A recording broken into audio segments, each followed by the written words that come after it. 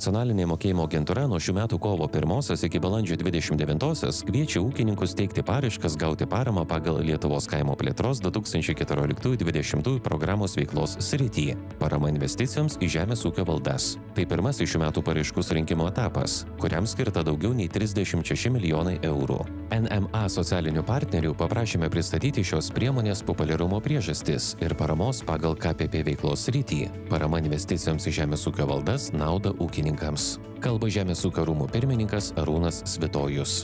Žemdirbiai šiai dienai vis labiau stengiasi investuoti į savo žemės ūkio valdas. Investicijos padeda efektyvinti žemės ūkio vadybą, veiklą. Bet kokiu atveju tai lengvina darbą, mažina darbo sąnaudas, taupiant kurą ir kitas išlaidas. Nacionalinės mokėjimo agentūros požiūris į žemdirbį labai keičiasi. Atsiranda daug draugiškesnis supratimas ir žemdirbiai iš tiesų patirdami mažiau streso gali daugiau dėmesio skirti savo ūkio vystymui, savo ūkio tvarumui ir ilgalaikiškumui. Atkreipiame dėmesį, kad paraiškas gali teikti ūkininkai ketinantys investuoti tik į specializuotą žemės ūkio sektorių, o parama augalininkystės sektoriui nenumatyta. Daugiau informacijos apie paramą investicijoms į žemės ūkio valdas galite sužinoti interneto tinklalapiuose www.nma.lt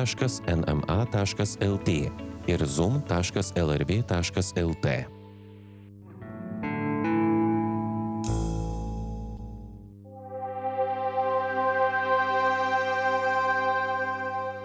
XIX amžiaus viduryje Vladislavas Sirokomlė savo knygoje Išvykos iš Vilniaus po Lietuvą įspūdžius apie Aukštadvarę prašo taip.